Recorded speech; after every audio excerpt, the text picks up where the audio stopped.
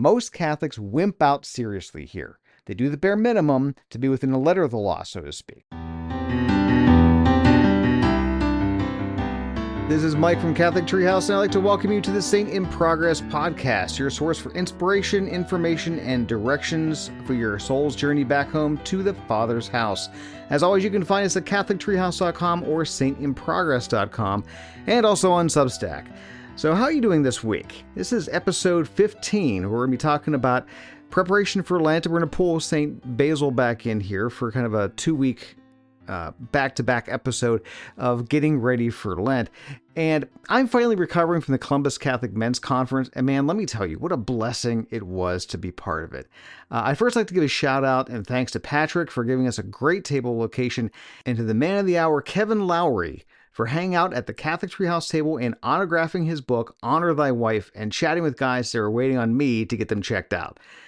Now, I've sold through my entire inventory of Honor Thy Wife, but thankfully Kevin brought some of his supplies, so everyone who wanted a copy got one, especially the guys at the end of the conference. You see, Father Blau gave the book a mention in his homily, so we had guys coming up after Mass to buy the book instead of joining the exodus of people heading for their cars, many of whom had already bought a copy. So if you haven't bought your copy, check it out, honorthywife.com. You can also find it on Amazon. Just do a search for Honor Thy Wife, and it pops right up. Anyway, it was a blessing-filled day, and I met a lot of new people, and I reconnected with some old friends, and in general, I just had a blast. But with my old battered knees standing from 7 a.m. until 5 p.m., with the exception of attending Mass, well, it took its toll. But I'm back in form, and I'm getting ready for Lent. So how about you? Are you ready for Lent? Did you identify what vice is, which one you have that you're going to work on this Lent? Well, if not, go back and listen to episode 14 and the words from St. Basil, and then come back and finish this episode. Okay, so you have your vice identified at this point. So what are you going to do about it? That's the question. Well, we always say that Lent is about 3 things: fasting, prayer, and almsgiving. So let's address those in reverse order. Almsgiving. I'm going to make this short and to the point.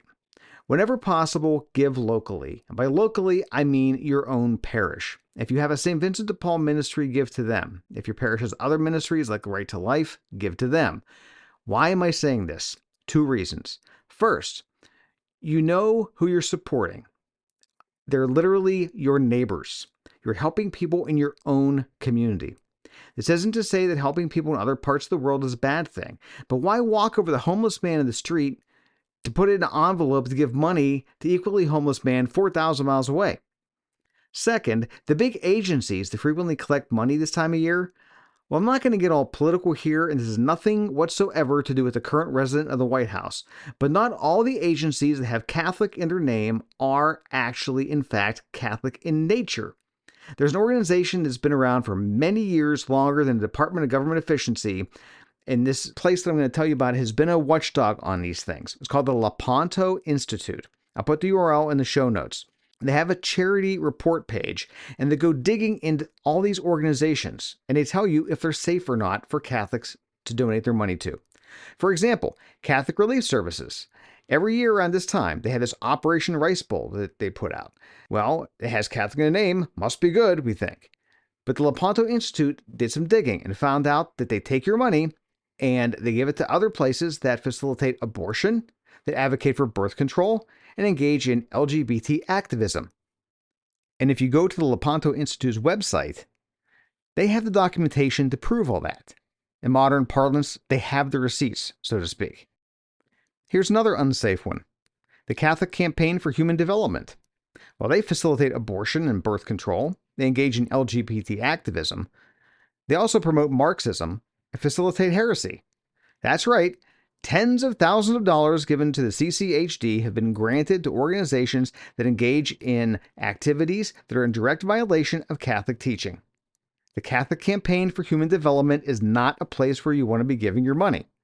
So my friends, keep your almsgiving local. And if you want to make a global impact, go to Lepanto Institute's website and vet who you're going to give your money to see if it's a good organization that Catholics can feel good and safe in giving their money to. Okay, next up is going to be prayer.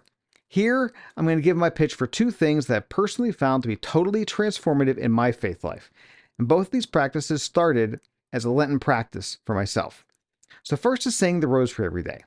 I'm not just saying this because I make and sell rosaries and I have some left over from the men's conference. I make and sell rosaries because I want people to pray the rosary and I want to make rosaries that people will want to pray.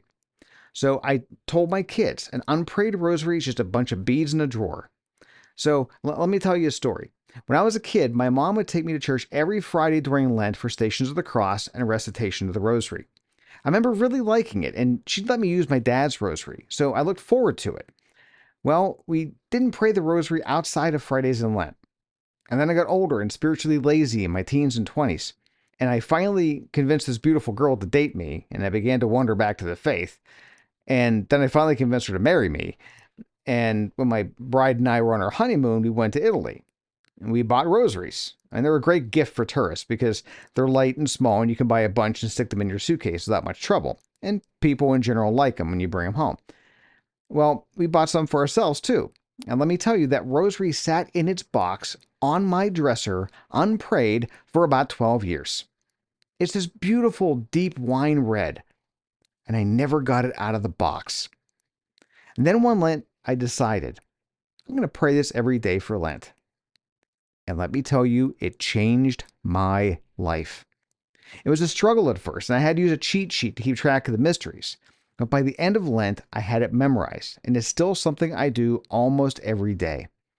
The graces and blessings from a devotion to the Rosary can only be surpassed by one other devotion, in my opinion: Eucharistic adoration.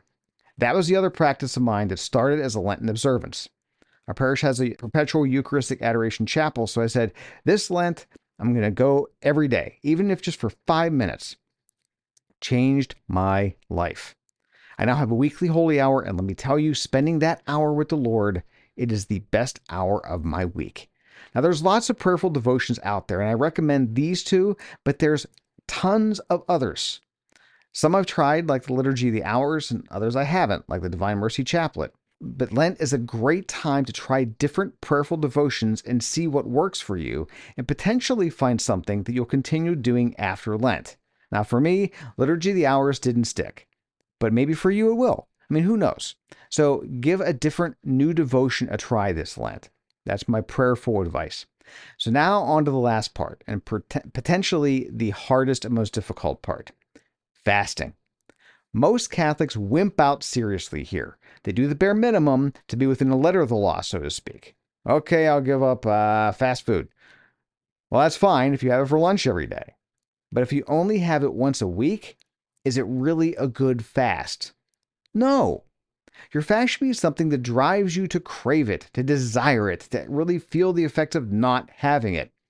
So let me bring in St. Basil the Great, our tour guide from last week, to tell us a little more. While getting filled up does a favor for the stomach, fasting returns benefits to the soul. Be encouraged, because the doctor has given you a powerful remedy for sin. Strong, powerful medicines can get rid of annoying worms that are living in the bowels of children. Fasting is like that, as it cuts down to the depths, venturing into the soul to kill sin. It is truly fitting to call it by this honorable name of medicine. Fasting is as old as mankind itself. It was given as a law in paradise. The first commandment Adam received was, "From the tree of the knowledge of good and evil do not eat." Now this command, "do not eat," is the divine law of fasting and temperance. If Eve had fasted from the tree, we would not have to keep this fast now. The strong don't need a doctor, but the sick do. We were made sick through sin. Let's be healed through repentance. But repentance without fasting is ineffective. For the earth is cursed. Thorns and briars rise up to you. You see, enduring pain has been prescribed for you, not delicate living. Since we did not fast, we fell from paradise. Well, now let's fast, so that we may go back again. Fasting quenches the power of fire. It closes the mouths of lions. Fasting sends prayer up into heaven, becoming like wings for its upward journey. Fasting is the increase of houses, the mother of health. It is an instructor of youth, an adornment to the old. It is a good companion for traveling, a secure living companion to those dwelling together. A husband doesn't suspect a plot against his marriage and lives in harmony with his wife when he sees her fasting. A wife doesn't fall apart in jealousy and happily accepts the husband she sees fasting. Fasting gives birth to prophets and strengthens the powerful. Fasting makes lawgivers wise. Fasting is a good safeguard for the soul, a steadfast companion for the body, a weapon for the valiant, and a gymnasium for athletes. Fasting repels temptations, anoints unto piety. It is the comrade of watchfulness and the artificer of chastity. In war, it fights bravely. In peace, it teaches stillness. So, my fellow saints in progress, if you have any sin of the flesh, which I'm going to quote St. Paul in Galatians 5, verses 19 to 21 here as a partial list: sexual immorality, impurity and debauchery, idolatry and witchcraft, hatred, discord, jealousy, fits of rage, selfish ambition, dissensions, factions and envy, drunkenness, orgies, and the like. Well, if you have any of those sins of the flesh, a serious fast from food will help you break those sins. I'm not talking about a black fast where you have nothing to eat or drink all day. But can you say skip breakfast? Or skip lunch? Or only have half portions at 2 meals? Or half portions at 3 meals?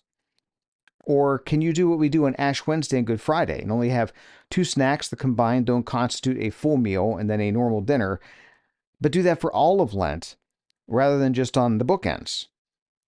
Can you step it up this year as much as your health will allow? I mean, don't risk your health for Lent. I did that once. My spiritual director read me the riot act for being a dummy. But I'll save that story for another time. Okay, can you pick a fast that causes you some serious discomfort? Pray on that between now and Ash Wednesday, which is less than a week away. Matter of fact, pray on all the things you're going to do for Lent: the fasting, the prayer, and the almsgiving. Make it a good Lent. And with that, I'm going to wrap up this episode. Next week and all through Lent, we're going to bring in another tour guide and do a meditation on the 7 Sorrows of Mary. Do not miss it. Until then, have a blessed week. Pray about your Lenten observances and never, ever, ever forget, you and everyone you meet, we're all saints in progress. So my friends, go out there and make progress. Go out there and be a saint.